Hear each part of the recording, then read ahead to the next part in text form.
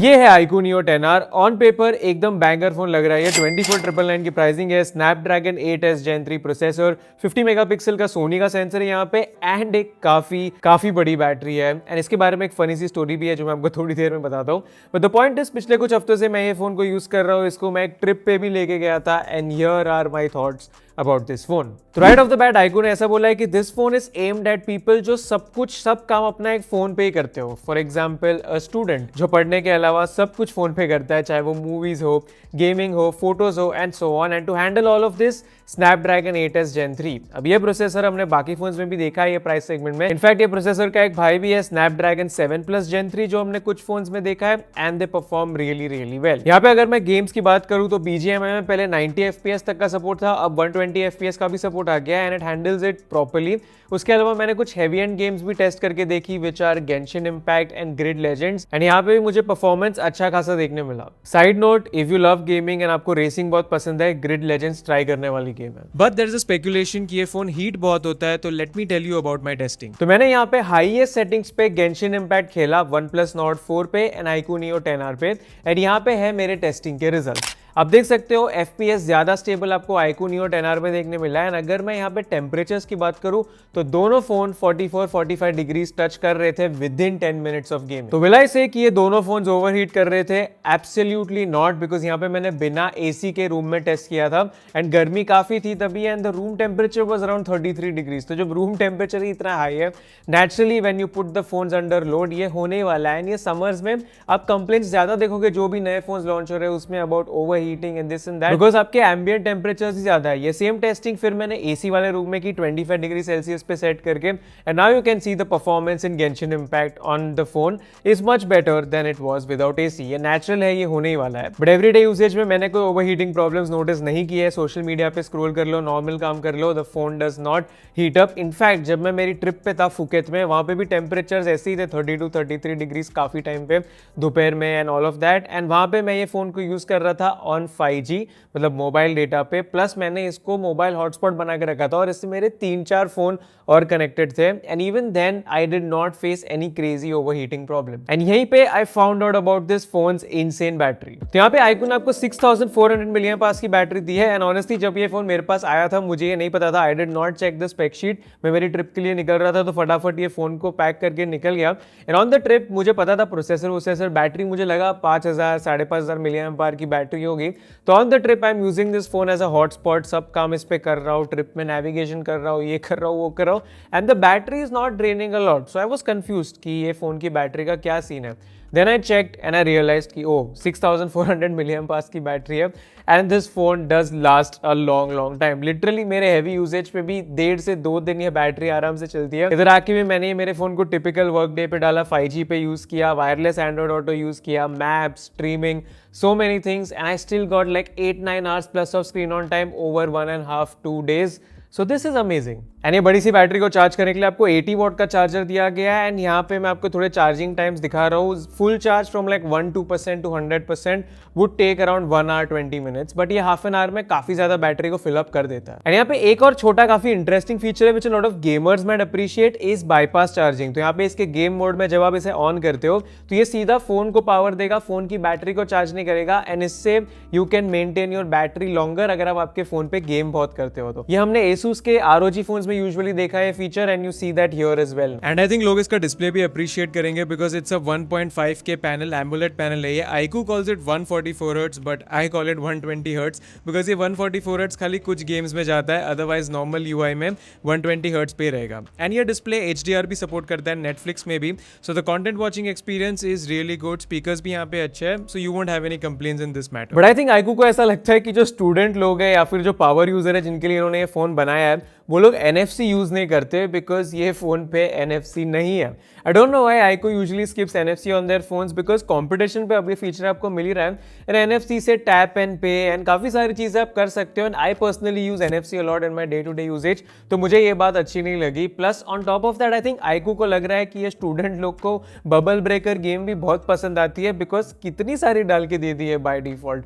Bloatware थोड़ा सा आता ही है, प्लस ये Vivo V ऐप स्टोर आता है, तो अगर आप में बहुत हिम्मत है अंदर से तो ही जाके इसे ओपन करके ये एग्री करना, क्योंकि अगर आप इसे एक बार एग्री करोगे तो फिर आप ऐप इंस्टॉल करोगे प्ले स्टोर से भी तो ये आएगा, अगर आप ऐप निकालोगे तो भी अलग अलग पॉपअप आएगा, रैंडमली आपको ये नोटिफिकेशंस भेजेगा।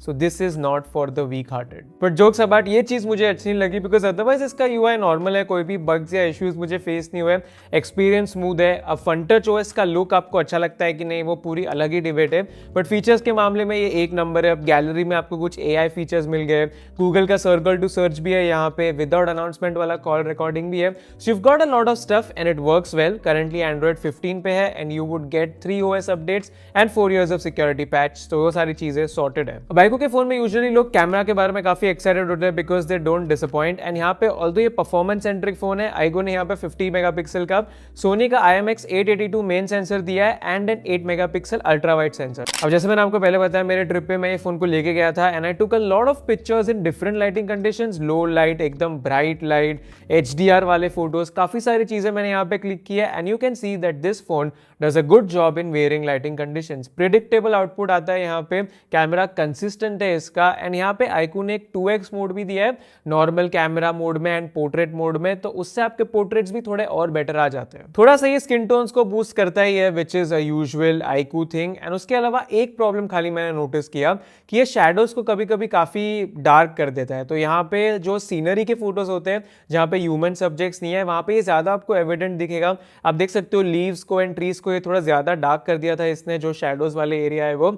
जब ह्यूमन सब्जेक्ट्स होते हैं तब ये इशू उतना क्रॉप अप नहीं होता, इट्स वेरी मिनिमम। एंड यहाँ पे अब मैं कुछ फोटोज आपको दिखा रहा हूँ side by side with the OnePlus Nord 4, तो आपको आइडिया आएगा कि ये फोन का प्रोसेसिंग कैसा है। Overall I would say skin tones के मामले में, कंसिस्टेंसी के मामले में iQOO is definitely a little bit ahead, low light भी अगर आप देखोगे तो, बिकॉज OnePlus Nord 4 काफी टाइम्स मैंने उसको थोड़ा सा इनकंसिस्टेंट भी पाया, 2-3 फोटो लेना पड़ता है properly, sometimes it messes up, but iQOO is usually more consistent. Ultra wide camera की ट्यूनिंग तो आई फील iQOO ने थोड़ी और बेटर की है, because if you put it under different conditions, Nord 4 के कंपैरिजन में बेटर आउटपुट ये लेके आ जाता है। फ्रंट फेसिंग कैमरा की भी सेल्फीज मुझे यहाँ पे अच्छी लगी है। इसका जो फ्रंट फेसिंग कैमरा है, the advantage here is that कि ये 4K 30 में भी वीडियोस रिकॉर्ड कर सकता है, तो you get higher resolution of course, although ये थोड़ा सा ज्यादा नैरो है 4K पे फील्ड ऑफ व्यू, ज्यादा जूम्ड इन लगेगा when you take a selfie video at 4K, but still the quality is really nice. And जो बैक कैमरा है वो 4K 30 as well as 4K 60 पे वीडियो रिकॉर्ड कर सकता है। यहाँ पे मैंने एक फेरी में, बोट में, जहाँ पे काफी झटके लग रहे थे, वहां पे भी वीडियो रिकॉर्ड किया है। इन जनरल यहाँ पे काफी सारे वीडियोस रिकॉर्ड किए and you can see the overall quality turns out to be decent considering this price range. तो काफी वर्केबल कैमरा है, I would not call it the best. यहाँ पे मेन सेंसर का प्रोसेसिंग तो अच्छा ही है, बट द थिंग इज अब ये प्राइस सेगमेंट में आपको टेलीफोटो लेंस वाले फोन्स भी मिलते हैं, so if you want to do more with the camera you have that option there. Phone के बेसिक्स की अगर मैं बात करूँ तो call quality, network reception, all of this was solid, I did not face into any problems. यहाँ पे आपको IP65 का वाटर एंड डस्ट सर्टिफिकेशन मिलता है, उसके अलावा यहाँ पे फोन पे IR ब्लास्टर भी है। एंड एक और मिस जो iQOO ने कर दिया अपार्ट फ्रॉम दी NFC, यहाँ पे जो प्रॉक्सिमिटी सेंसर है वो मोशन वाला है, it is not a physical proximity sensor. इसके अलावा फोन की डिजाइन इज गुड, हाथ में अच्छा फील करता है, it is completely made out of plastic, doesn't feel cheap but it feels nice in the hand. Plus considering कि यहाँ पे 6400 mAh की बैटरी है, iQOO ने इसे काफी थिन रखा है and it doesn't feel that heavy either. तो अभी ultimately the question is, should you by the iQOO Neo 10R और नॉट? वेल आई थिंक पहले हमको थोड़ा कंपटीशन को पर्सपेक्टिव में लाना चाहिए। तो यहाँ पे I think the major competitors are Poco F6, Poco X7 Pro, Realme GT60। Specially the Poco phones की अगर आप प्राइसिंग देखोगे तो शायद 1000-2000 रुपए वो कम में आएगा, बिकॉज वहाँ पे बेस वेरिएंट 256 GB का है। एंड आई फील कि अगर आपको बैंग फॉर द बक खाली परफॉर्मेंस ही चाहिए, then those phones might appeal to you little bit more, because performance भी वहाँ पे आपको सिमिलर सा मिल ही जाता है। बट अगर आपको कैमराज थोड़े से बेटर चाहिए, then I think spending that extra 1-2000 for iQOO would be worth it. And जो दूसरा ऑन द ऑपोजिट स्पेक्ट्रम जो मेजर कंपटीशन है इज द OnePlus Nord 4। अब पहले 3 फोन्स जो मैंने आपको बताया वो तो मैंने यूज नहीं किया, बट OnePlus Nord 4 मैंने एक्सटेंसिवली यूज किया था। And I can tell you if you are looking for an overall complete package, then Nord 4 makes a little bit more sense. इसकी आप बिल्ड क्वालिटी देखोगे, उसके अलावा यहाँ पे इसमें NFC भी है, Oxygen OS is a bit more favourable to people, alert slider, so there are lot of things going for it. But I feel performance में ये फोन एक स्टेप नीचे आ जाता है in comparison to the iQOO Neo 10R। if you are looking for hardcore gaming. तो ultimately depends on which segment of the user you are going for. अगर आपको एक overall phone चाहिए, Nord 4 should be your pick. अगर आप खाली performance पे focus कर रहे हो, then you should go with the Poco or the Realme option.